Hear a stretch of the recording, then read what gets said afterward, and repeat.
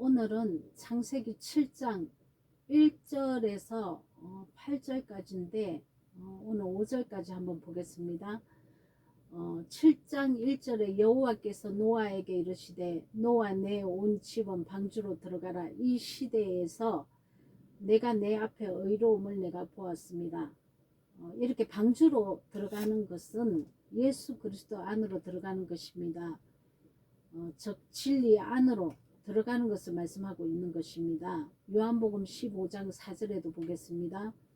내 안에 거하라. 나도 너희 안에 거하리라. 가지가 포도나무에 붙어 있지 아니하면 스스로 열매 맺을 수 없음 같이 너희도 내 안에 있지 아니하면 그러하리라. 내 안에 있지 아니하면 열매를 맺을 수가 없다고 말씀하고 계십니다.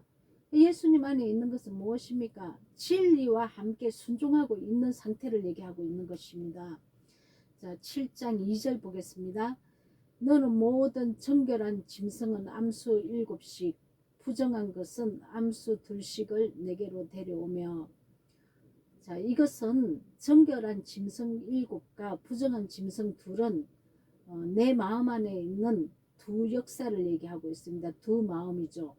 어떤 것은 내 마음 안에 이제 선이 들어왔기 때문에 선한 마음으로 살기를 원하고, 어떤 것은 내가 마음하고 다르게 내 마음에 부정적인 짐승, 속성이 있다는 거죠. 그래서 선과 악이 공존하는 것입니다. 정결한 짐승 7은 정결함으로 나아가는 7단계, 이 단계를 거쳐서 우리가 거룩해지는 것을 말하고 있죠.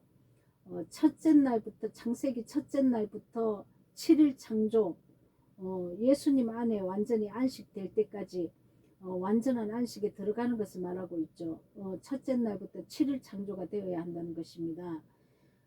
부정한 짐승 2은 우리 안에 옛사람의 성품이 또 정결하게 변해야 되는 과정이죠. 이 둘의 히브리어 원어의 뜻은 반복하다, 바꾸다, 교환하다, 이런 뜻이 있습니다. 계속 우리 안에 부정적인 성품을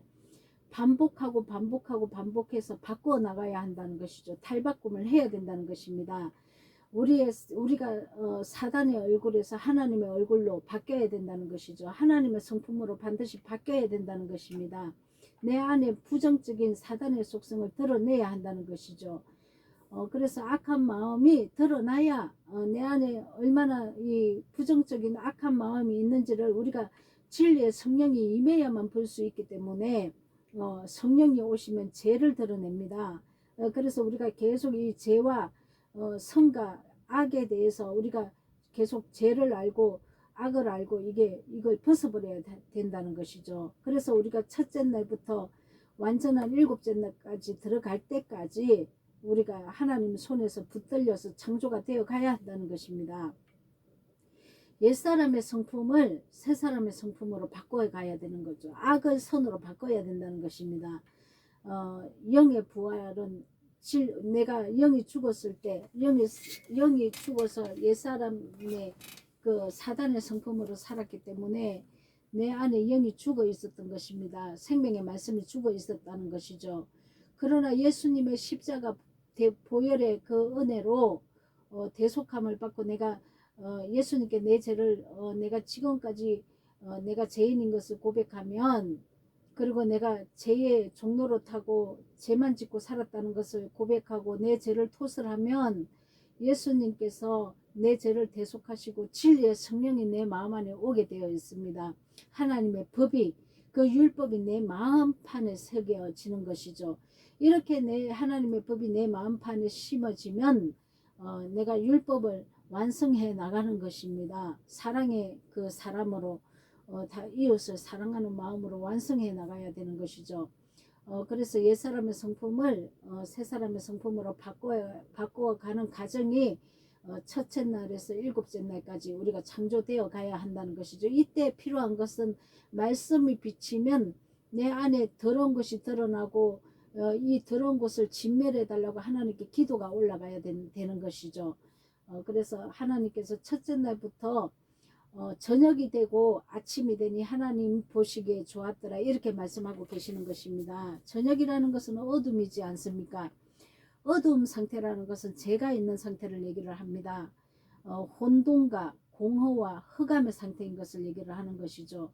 우리가 너무 많은 어둠이 내 내면에 가득 차 있지만 한꺼번에 하나님께서는 이걸 진멸하지 않습니다. 하나를 드러내고 두 개를 드러내고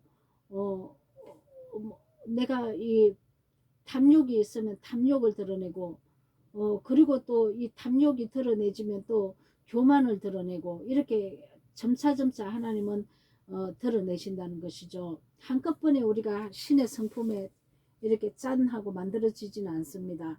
연단과 훈련과 고통과 고난을 받으면서 내 안에 더러운 속성들을 하나하나 꺼내어서 진멸하고 새 사람이 되고 또 내 안에 더러운 것을 하나하나 꺼내어서 진멸하고 또 새 사람이 되고 이런 과정을 거쳐야 한다는 것이죠. 그래서 저녁이 되고 아침이 되니 하나님 보시기에 좋았더라. 내가 죄 속에 거해서 살다가 아침이 되니 아침에는 의로운 해가 떠오르고 아침이 되면 진리의 말씀이 왔다는 것입니다. 이 진리의 말씀에 비춰서 내가 어둠이었는데 진리의 말씀에 비춰서 보니까 내가 어둠을 내가 진멸하고 하나님 보시기에 좋았더라 이렇게 말씀하고 계시는 것입니다. 아침이라는 것은 죄가 무엇인지 성령의 진리로 분별되었다는 것이죠. 우리가 죄가 분별되어야만 버릴 수 있는 것입니다. 자, 3절 보겠습니다. 공중의 새도 암수 7씩을 데려와 그 씨를 온 지면에 유전하게 하라. 이건 공중의 새는 독수리죠. 독수리로 비유를 한 것입니다. 독수리로 비유를 한 것은 그리스도의 형상을 회복한 씨를 얘기합니다. 진리의 말씀의 씨, 안식의 그 7날 이것이 된 것이죠. 그래서 거룩한 씨인 진리의 말씀을 내 마음 땅에 뿌려서 열매를 맺는 이런 상태라는 것이죠. 그래서 하늘을 나는 공중의 새라는 것입니다. 하늘은 진리와 함께 기뻐하는 상태를 얘기를 하고 있습니다. 공중의 새라는 것입니다. 어둠도 검은 독수리로 표현을 했지만 하나님의 그 말씀을 진리를 받고 이 말씀의 그 부활의 단계 내 거룩한 단계로 올라선 자들을 독수리라고 얘기를 합니다. 이렇게 독수리가 되어야만 거룩함으로 이렇게 우리가 하늘을 나는 새가 되어서 많은 사람들을 또 이 부활의 이 소망을 줄 수 있는 것이죠. 이렇게 된 자가 줄 수 있는 것입니다. 자, 4절 보겠습니다. 지금부터 7일이면 내가 40주야를 땅에 비를 내려 내가 지은 모든 생물을 지면에서 썰어버리리라.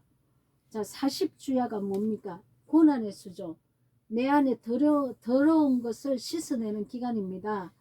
이 40이라는 것은 죽음의 수입니다. 죽음. 내가 죽어야 한다는 것이죠. 옛사람의 성품이 완전히 죽어야 합니다. 옛사람의 어두운 그 죄의 성품으로는 하나님하고 같이 함께 할 수가 없기 때문에 우리가 40이라는 이 기간을 통해서 완전히 죽는 이런 옛사람이 완전 죽고 부활을 해야 된다는 것이죠. 이때의 부활은 첫 번째 부활인 그 예수의 영, 그 생명의 말씀이 내 안에 들어온 그 부활을 얘기하는 것이 아닙니다. 이 40일 동안 죽은 것은 옛사람이 죽은 것인데 이때 부활은 우리가 거룩함으로 내 몸의 부활이 일어난 것이죠. 두 번째 부활이 되는 것입니다. 첫 번째 부활은 하나님의 영이 내 심령 가운데 들어와서 그 말씀이 나를 인도해서 그 말씀대로 내가 순종을 함으로 몸의 부활, 두 번째 부활, 내가 거룩하게 나오는 것을 말을 하고 있는 것이죠. 그 예수님도 모세는 40년 동안 자기 방법과 혈기 이것을 다스렸습니다. 하나님께서 그 모진 강야를 통해서 버릴 수 있도록 하나님께서 인도했다는 것이죠. 자, 모세가 영의 눈이 띄어서 누구를 죽였습니까?